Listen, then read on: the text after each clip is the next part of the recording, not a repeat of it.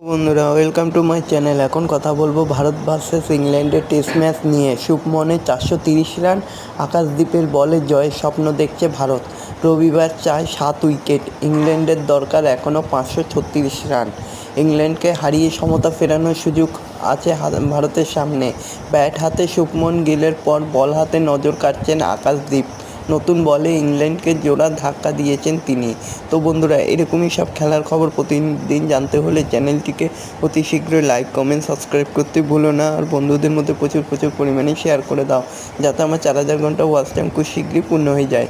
চতুর্থ দিনের শেষে ইংল্যান্ডের রান 3 উইকেটে 72। রবিবার বাকি 7 উইকেট ফেলার লক্ষ্যে নামবে আকাশদীপ ও মোহাম্মদ সিরাজরা।